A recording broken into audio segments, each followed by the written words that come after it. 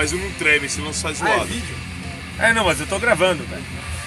Mostra eu! Você tá achando que o imbecil tá tirando foto e tá gravando. Vai tomar no seu cu, Marcão! Você tá ouvindo aqui o Rosa na luz? Ó, Não. Você conhece o D'Artagnan ali, ó?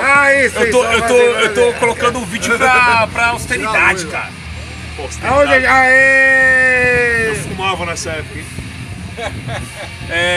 Nós aqui... O que você tá fumando? Se você não para de se mexer, eu não consigo. Comigo. Nós aqui em São Pablo, Aê! tomando uma cerveja com o Vendário Esse é o Mendes. dono do bar.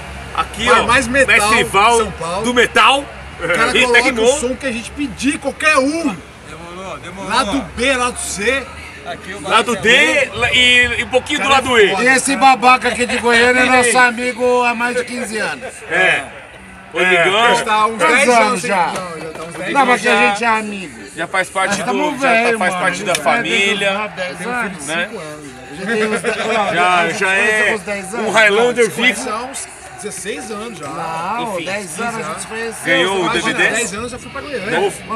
É a cara dele, só precisa de um pouco mais de barba. 10 anos, 11 Rodrigo. anos. Olha lá, é o Leônidas, cara. Leônidas.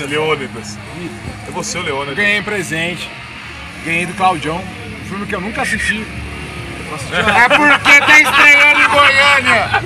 Tá estreando em Goiânia lá no cinema. Por mais que eu já tenha assistido, quando eu assistir esse aqui vai ser diferente. Porque o Cláudio é meu irmão, velho. Não, é porque é pirata. Ih, tá bêbado. Ih, É porque é pirata. Porque o É Cláudio, pirata e vai é o falhar. bunda mole. ele me dava laranja no meu aniversário. É. E quando eu chupava a laranja, era legal. Ele chupava toda a laranja do Cláudio. Evoluí, né, velho? Evoluí. Hoje Ele chupava o suco da laranja do Claudião. 30 anos de vida e botando pra cima. Goiânia! Os 300 tá chegando aí, hein? É injeção de saco. Novidade. E fecha. Vou fechar.